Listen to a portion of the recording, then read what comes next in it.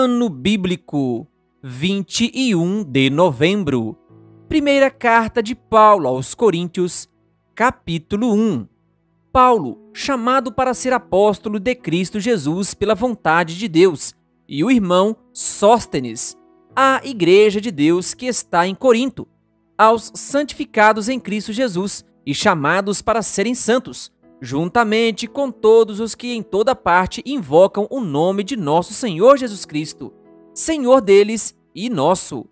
A vocês, graça e paz da parte de Deus, nosso Pai, e do Senhor Jesus Cristo. Sempre dou graças a meu Deus por vocês, por causa da graça que lhes foi dada por Ele em Cristo Jesus, pois nele vocês foram enriquecidos em tudo, isto é, em toda palavra e em todo conhecimento, porque o testemunho de Cristo foi confirmado entre vocês, de modo que não lhes falta nenhum dom espiritual, enquanto vocês esperam que o nosso Senhor Jesus Cristo seja revelado. Ele os manterá firmes até o fim, de modo que vocês serão irrepreensíveis no dia de nosso Senhor Jesus Cristo. Fiel é Deus, o qual os chamou à comunhão com seu Filho Jesus Cristo, nosso Senhor. Irmãos, em nome de nosso Senhor Jesus Cristo, suplico a todos vocês que concordem uns com os outros no que falam, para que não haja divisões entre vocês. Antes, que todos estejam unidos num só pensamento e num só parecer. Meus irmãos, fui informado por alguns da casa de Cloe de que há divisões entre vocês. Com isso, quero dizer que algum de vocês afirma: eu sou de Paulo, ou eu sou de Apolo, ou eu sou de Pedro, ou ainda, eu sou de Cristo. Acaso Cristo está dividido? Foi Paulo crucificado em favor de vocês? Foram vocês batizados em nome de Paulo? Dou graças a Deus por não ter batizado nenhum de vocês, exceto Crispo e Gaio. De modo que ninguém pode dizer que foi batizado em meu nome. Batizei também os da casa de Estéfanas. Além destes, não me lembro se batizei alguém mais. Pois Cristo não me enviou para batizar, mas para pregar o Evangelho, não porém com palavras de sabedoria humana, para que a cruz de Cristo não seja esvaziada. Pois a mensagem da cruz é loucura para os que estão perecendo, mas para nós que estamos sendo salvos, é o poder de Deus. Pois está escrito: destruirei a sabedoria dos sábios e rejeitarei a inteligência dos inteligentes. Onde está o sábio? Onde está o erudito? Onde está o questionador desta era? Acaso não tornou Deus louca a sabedoria deste mundo? Visto que, na sabedoria de Deus, o mundo não o conheceu por meio da sabedoria humana. Agradou a Deus salvar aqueles que creem por meio da loucura da pregação. Os judeus pedem sinais milagrosos e os gregos procuram sabedoria. Nós, porém, pregamos a Cristo crucificado, o qual, de fato, é escândalo para os judeus e loucura para os gentios. Mas para os que foram chamados, tanto judeus como gregos, Cristo é o poder de Deus e a sabedoria de Deus. Porque a loucura de Deus é mais sábia que a sabedoria humana, e a fraqueza de Deus é mais forte que a força do homem. Irmãos, pensem no que vocês eram quando foram chamados. Poucos eram sábios segundo os padrões humanos. Poucos eram poderosos. Poucos eram de nobre nascimento. Mas Deus escolheu o que para o mundo é loucura, para envergonhar os sábios, e escolheu o que para o mundo é fraqueza, para envergonhar o que é forte. Ele escolheu o que para o mundo é insignificante, desprezado e o que nada é, para reduzir a nada o que é, a fim de que ninguém se vanglorie diante dele. É, porém, por iniciativa dele que vocês estão em Cristo Jesus, o qual se tornou sabedoria de Deus para nós, isto é, justiça, santidade e redenção, para que, como está escrito, quem se gloriar, glorie-se no Senhor. Primeira carta de Paulo aos Coríntios, capítulo 2. Eu mesmo, irmãos, quando estive entre vocês, não fui com discurso eloquente, nem com muita sabedoria para lhes proclamar o mistério de Deus, pois decidi nada saber entre vocês, a não ser Jesus Cristo e este crucificado. E foi com fraqueza, temor e com muito tremor que estive entre vocês. Minha mensagem e minha pregação não consistiram em palavras persuasivas de sabedoria, mas consistiram em demonstração do poder do Espírito, para que a fé que vocês têm não se baseasse na sabedoria humana, mas no poder de Deus. Entretanto, falamos de sabedoria entre os que já têm maturidade, mas não da sabedoria desta era ou dos poderosos desta era, que estão sendo reduzidos a nada. Ao contrário, falamos da sabedoria de Deus, do mistério que estava oculto, o qual Deus pré-ordenou antes do princípio das eras, para a nossa glória. Nenhum dos poderosos desta era o entendeu, pois, se o tivessem entendido, não teriam crucificado o Senhor da glória. Todavia, como está escrito, olho nenhum viu, ouvido nenhum ouviu, mente nenhuma imaginou o que Deus preparou para aqueles que o amam. Mas Deus o revelou a nós por meio do Espírito. O Espírito sonda todas as coisas, até mesmo as coisas mais profundas de Deus. Pois quem conhece os pensamentos do homem, a não ser o Espírito do homem que nele está? Da mesma forma, ninguém conhece os pensamentos de Deus, a não ser o Espírito de Deus. Nós, porém, não recebemos o Espírito do mundo, mas o Espírito procedente de Deus, para que entendamos as coisas que Deus nos tem dado gratuitamente. Delas também falamos, não com palavras ensinadas pela sabedoria humana, mas com palavras ensinadas pelo Espírito, interpretando verdades espirituais para os que são espirituais. Quem não tem o Espírito não aceita as coisas que vêm do Espírito de Deus, pois lhes são loucura, e não é capaz de entendê-las, porque elas são discernidas espiritualmente. Mas quem é espiritual discerne todas as coisas, e ele mesmo por ninguém é discernido. Pois quem conheceu a mente do Senhor para que possa instruí-lo? Nós, porém, temos a mente de Cristo.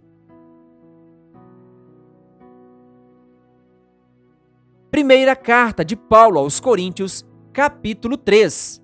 Irmãos, não lhes pude falar como a espirituais, mas como a carnais, como a crianças em Cristo. Dei-lhes leite e não alimento sólido, pois vocês não estavam em condições de recebê-lo. De fato, vocês ainda não estão em condições, porque ainda são carnais. Porque, visto que há inveja e divisão entre vocês, não estão sendo carnais e agindo como mundanos? Pois quando alguém diz, eu sou de Paulo, e outro, eu sou de Apolo, não estão sendo mundanos? Afinal de contas, quem é Apolo? Quem é Paulo? Apenas servos por meio dos quais vocês vieram a crer, conforme o ministério que o Senhor atribuiu a cada um. Eu plantei, Apolo regou, mas Deus é quem fez crescer, de modo que nem o que planta, nem o que rega são alguma coisa, mas unicamente Deus, que efetua o crescimento. O que planta e o que rega têm um só propósito, e cada um será recompensado de acordo com o seu próprio trabalho. Pois nós somos cooperadores de Deus, vocês são lavoura de Deus e edifício de Deus. Conforme a graça de Deus que me foi concedida, eu, como sábio construtor, lancei o alicerce e outro está construindo sobre ele. Contudo, veja cada um como constrói, porque ninguém pode colocar outro alicerce além do que já está posto, que é Jesus Cristo.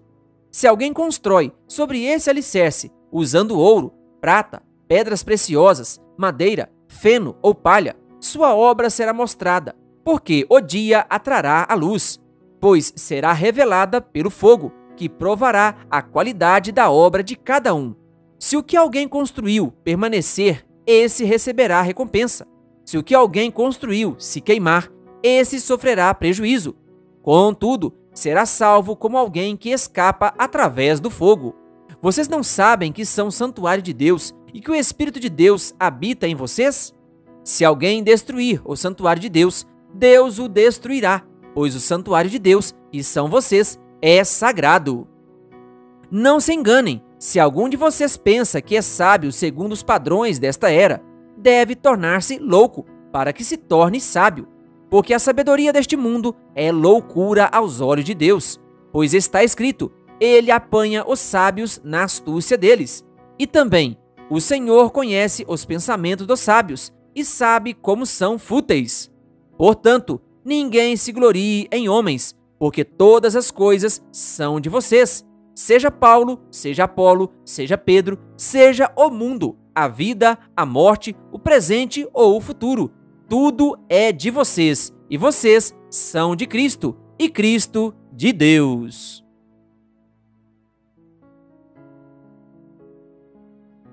Primeira carta de Paulo aos Coríntios, capítulo 4. Portanto, que todos nos considerem como servos de Cristo e encarregados dos mistérios de Deus. O que se requer destes encarregados é que sejam fiéis. Pouco me importa ser julgado por vocês ou por qualquer tribunal humano. De fato, nem eu julgo a mim mesmo, embora em nada minha consciência me acuse, nem por isso justifico a mim mesmo. O Senhor é quem me julga. Portanto, não julguem nada antes da hora devida. Esperem até que o Senhor venha. Ele trará à luz o que está oculto nas trevas e manifestará as intenções dos corações. Nessa ocasião, cada um receberá de Deus a sua aprovação. Irmãos, apliquei essas coisas a mim e a Apolo por amor a vocês, para que aprendam de nós o que significa: não ultrapassem o que está escrito. Assim, ninguém se orgulhe a favor de um homem em detrimento de outro. Pois, quem torna você diferente de qualquer outra pessoa? O que você tem que não tenha recebido? E se o recebeu, por que se orgulha como se assim não fosse? Vocês já têm tudo o que querem, já se tornaram ricos, chegaram a ser reis, e sem nós. Como eu gostaria que vocês realmente fossem reis, para que nós também reinássemos com vocês. Porque me parece que Deus nos colocou a nós, os apóstolos, em último lugar, como condenados à morte. Viemos a ser um espetáculo para o mundo, tanto diante de anjos como de homens. Nós somos loucos por causa de Cristo, mas vocês são sensatos em Cristo. Nós somos fracos, mas vocês são fortes. Vocês são respeitados, mas nós somos desprezados. Até agora, estamos passando fome, sede e necessidade de roupas. Estamos sendo tratados brutalmente. Não temos residência certa. E trabalhamos arduamente com nossas próprias mãos. Quando somos amaldiçoados, abençoamos. Quando perseguidos, suportamos. Quando caluniados, respondemos amavelmente. Até agora nos tornamos a escória da terra, o lixo do mundo. Não estou tentando envergonhá-los ao escrever estas coisas, mas procuro adverti-los, como a meus filhos amados. Embora possam ter 10.000 tutores em Cristo, vocês não têm muitos pais, pois em Cristo Jesus eu mesmo os gerei por meio do Evangelho. Portanto, suplico-lhes que sejam meus imitadores. Por essa razão, estou-lhes enviando Timóteo, meu filho amado e fiel no Senhor, o qual lhes trará à lembrança a minha maneira de viver em Cristo Jesus, de acordo com o que eu ensino por toda parte, em todas as igrejas. Alguns de vocês se tornaram arrogantes, como se eu não fosse mais visitá-los. Mas irei muito em breve, se o Senhor permitir. Então saberei não apenas o que estão falando esses arrogantes, mas que poder eles têm, pois o reino de Deus não consiste em palavras, mas em poder. Que é que vocês querem? Devo ir a vocês com vara ou com amor e espírito de mansidão? Querido ouvinte, que Deus lhe abençoe. Se inscreva em nosso canal e ative o sininho das notificações. Canal O Bom da Bíblia, compartilhando a Palavra de Deus.